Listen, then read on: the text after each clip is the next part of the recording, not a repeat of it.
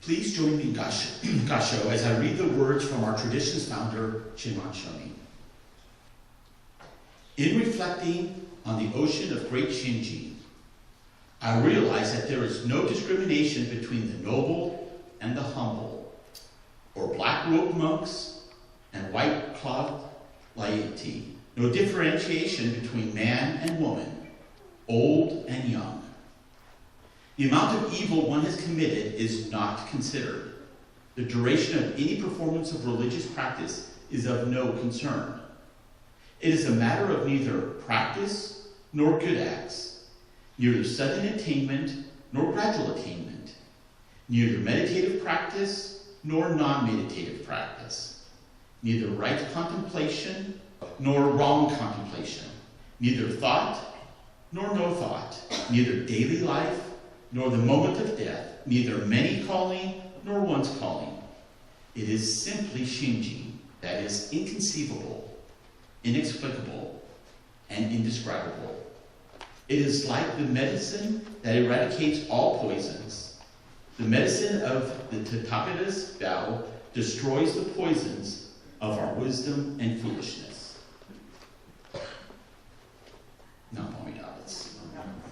This is from the Kyogyo Shinshu, True Teaching, Practice, and Realization of the Pure Land Way, the Collected Works of Shinran, page 107, section 51. Good morning, everyone. I don't know if you've noticed, everyone is taller this week than we've ever been before. We bought a riser now so people can stand up and be seen over the podium. I've always wondered what it was like to be 6 feet tall, and now I know.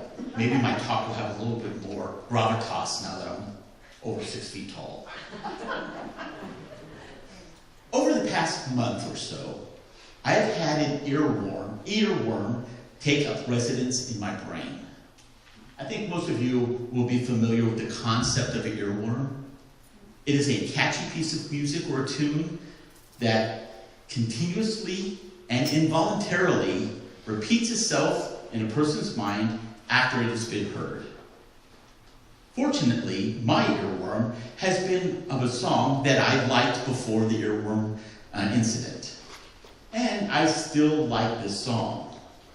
My brother, on the other hand, an avowed metalhead, was plagued with Billy Joel's Piano Man for over a year, and a song that he would never willingly listen to on his own. Anyway, my earworm song has been What's So Funny About Peace, Love, and Understanding by Nick Lowe. Some of you may know the song. It was written by Nick Lowe in 1974 and was made famous by Elvis Costello and the Attractions in his 1979 cover. I'm going to read the lyrics to you. As I walk this wicked world, searching for light in the darkness of insanity, I ask myself, is all hope gone? Is there only pain, hatred, and misery? And each time I feel like this inside, there's one thing I want to know. What's so funny about peace, love, and understanding? And as I walk on through troubled times, my spirit gets so downhearted sometimes. Where are the strong? And who are the trusting? And where is the harmony, the sweet harmony? Because each time I feel it slipping away, it just makes me want to cry. What's so funny about peace, love, and understanding? I think this is a great song. And like many great songs, it is seemingly simple, yet contains a very profound message. It asks the question, why is it when peace and love and understanding are exactly what the world needs, those concepts are often out of reach? Why do people sometimes treat them as naive or even laughable? A basic Jodo Shinshu teaching is human beings are full of blind passions. that I am full of blind passions. Greed, anger, ignorance, jealousy, fear are part of my nature. They don't just visit me occasionally. They have taken residence. How I see myself and how I see others is through that lens of greed, anger, and they distort how I see myself and others. The Dharma invites us to look honestly at ourselves, to see how our attachments and judgments hold us back. It invites us to let go of those attachments and judgments and to be embraced by something greater, the wisdom and compassion of Amida Buddha. In Jodo Shinshu, peace and love don't come through our own effort. They are not some badge or reward for attaining some level of spiritual achievement. They are gifts of Amida's wisdom and compassion. They are available to all. The 18th vow of Amida promises that no one will be excluded, no matter their background, their past, or their limitations. This is radical inclusion. In Amida's embrace, in the ocean of great Shinjin, there is no inside or outside, no hierarchy of worth. The rather long Gosandai passage I read at the start of this talk emphasizes this radical inclusion. All people, regardless of station in life, regardless of occupation, regardless of gender, regardless of action or belief, are included and accepted without fail. When we entrust ourselves to Amida, when we say Nam Amidavas, we awaken to the truth that we are accepted just as we are. That acceptance is not in spite of who we are, but is simply because we are. And when we live from that realization in deep gratitude, peace, love, and understanding naturally begin to flow through us.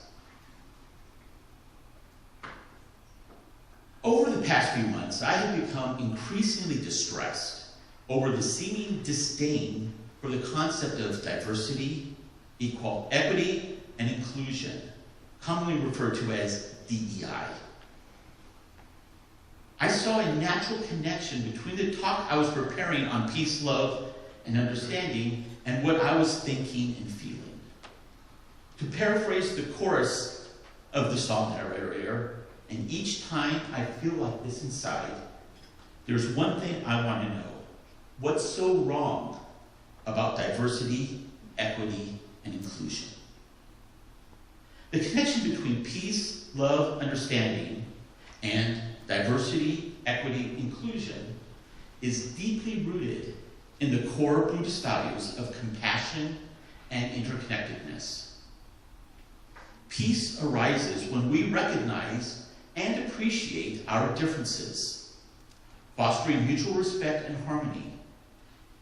Love flows naturally from seeing everyone as inherently worthy and deserving of kindness, regardless of their background. Understanding comes from genuinely listening and learning from each other's unique perspectives, which reduces misunderstanding and conflict. DEI embodies these qualities by actively creating environments where diversity is celebrated, equity ensures fairness, and inclusion invites everyone to participate fully. When we practice DEI, we cultivate peace through acceptance, love through compassion, and understanding through genuine connection. In a way, DEI is a practical expression of the Dharma, a way to manifest the love and wisdom that lead to a more harmonious and compassionate world. Diversity reminds us that the Sangha is richer when all voices are welcome. Equity calls us to recognize that not everyone has the same access or opportunities, and so fairness requires awareness and compassion. Inclusion means that every person should feel they belong, not just tolerated, but embraced. Isn't this exactly what we learn here? That no one is left out, that compassion is not conditional. In 2017, OBT formally adopted our statement of inclusivity. That statement can be found on our front door, on the newsletter, on our website, and on the announcement reel that plays on the screens before service. The statement is, OBT welcomes all people, regardless of ethnicity, age, sexual orientation, gender identification, and political or religious affiliation.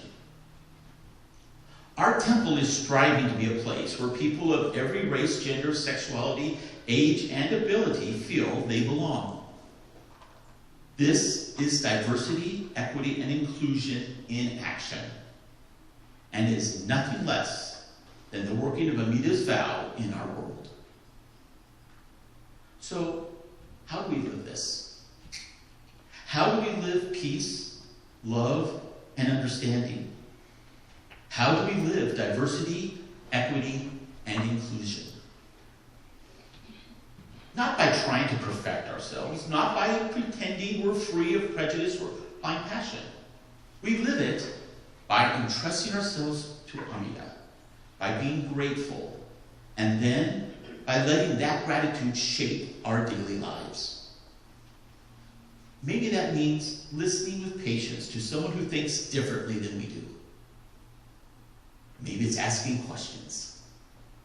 Maybe it means making sure our temple activities are accessible to people who use wheelchairs. Maybe it means using correct pronouns. Maybe it means welcoming someone who walks through our temple doors for the very first time, not as a stranger, but as a fellow traveler embraced by Amida's passion. These are all small acts, but they are profound when done in the spirit of gratitude and compassion.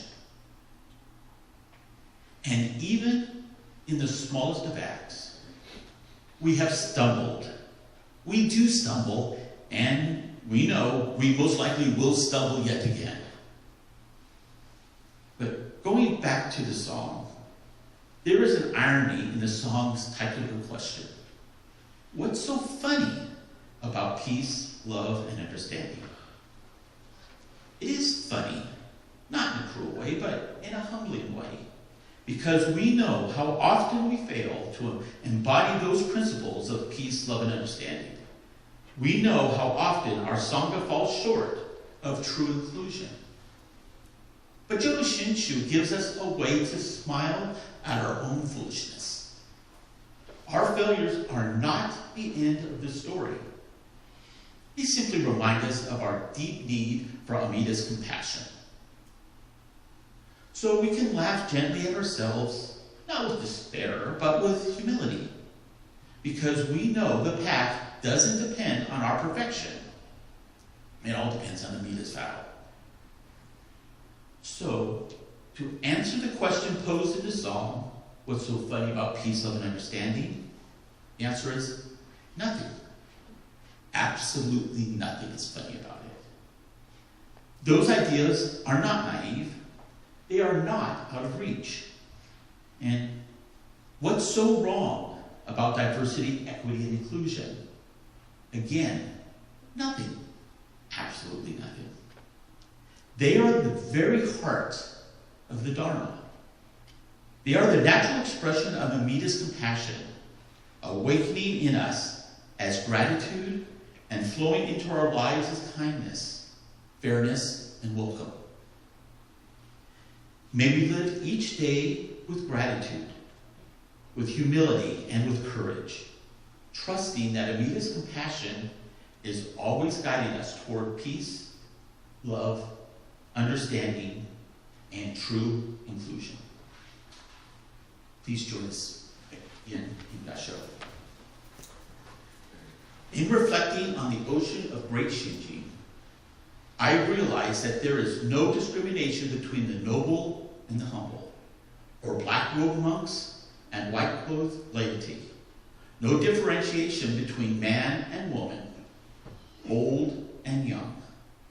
The amount of evil one has committed is not considered. The duration of any performance of religious practice is of no concern. It is a matter of neither practice nor good acts, neither sudden attainment nor gradual attainment, neither meditative practice nor non-meditative practice, neither right contemplation nor wrong contemplation, neither thought nor no thought, neither daily life nor the moment of death, neither many calling nor one's calling. It is simply changing. That is inconceivable, inexplicable, and indescribable. It is like the medicine that eradicates all poisons.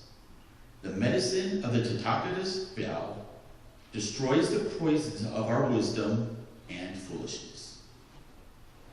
Nam Amida Butsu.